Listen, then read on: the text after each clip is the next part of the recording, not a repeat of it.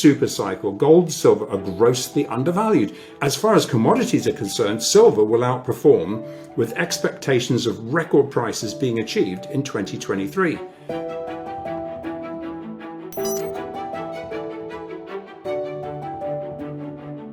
We will start with silver and its expected performance in 2023. Also, we will begin with a question about the recent strange silver actions, which leads to a deeper discussion on the physical silver market and the various actors involved. Andy, we've had a ton of questions from our community about the strange silver actions. Do you have any insights on what's happening here?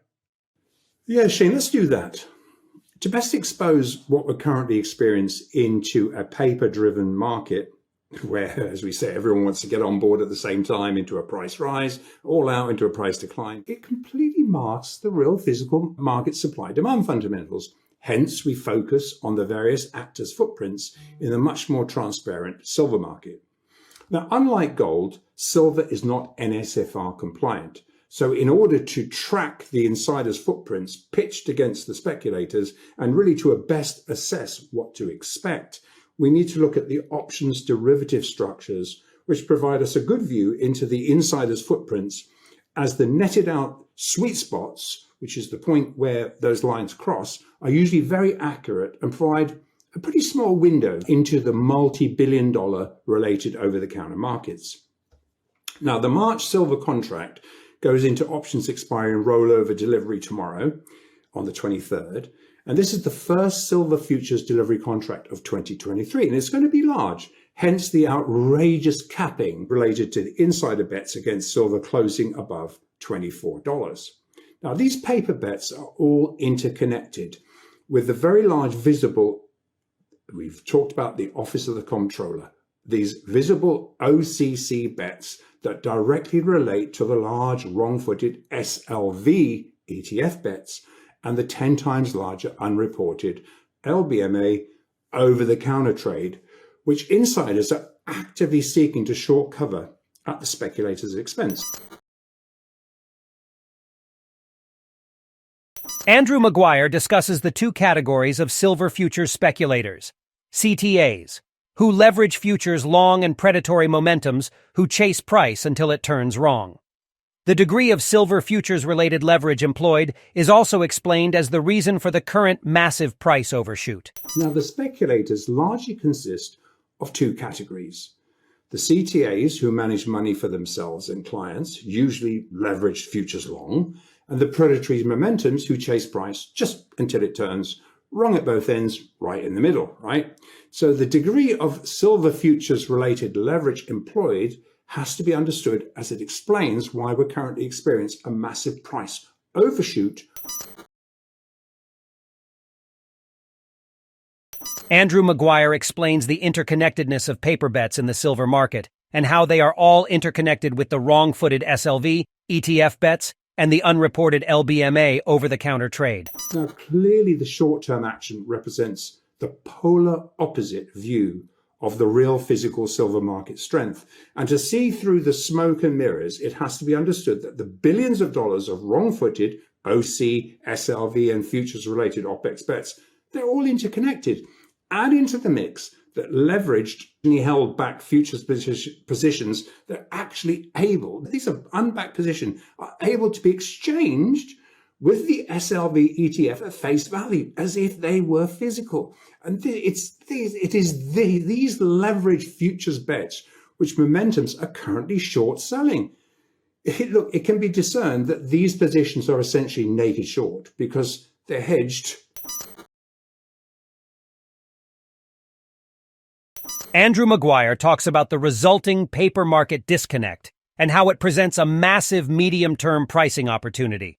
The scale of unreported forward bets is grossly underestimated, and the resulting paper market disconnect presents a massive pricing opportunity. By design, the OCC report fails to capture over-the-counter forward positions, billions of them, that have a duration of less than 14 days.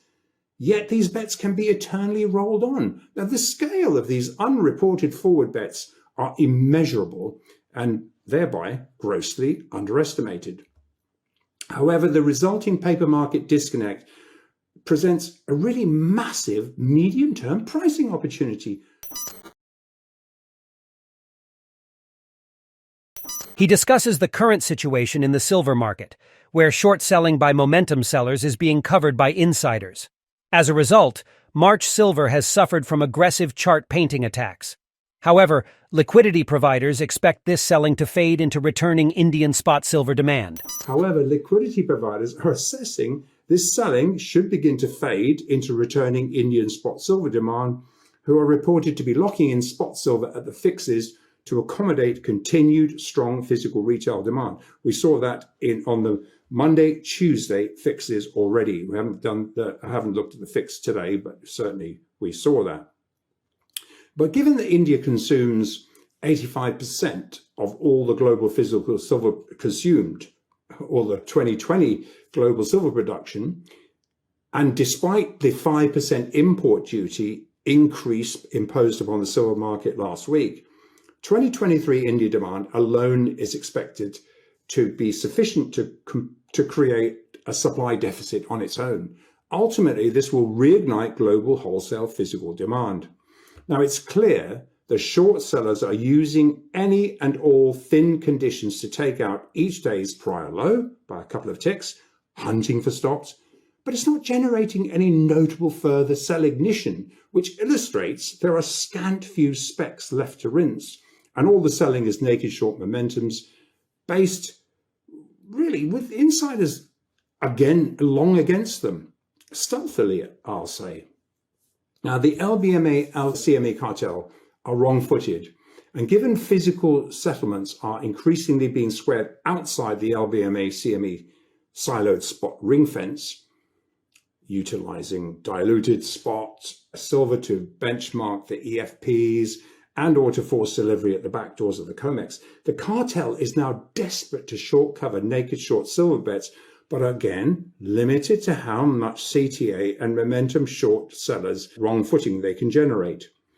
Almost every trading bank is now positioning for a Fed-triggered commodity supercycle, with expectations of record commodity prices in 2023 across the board.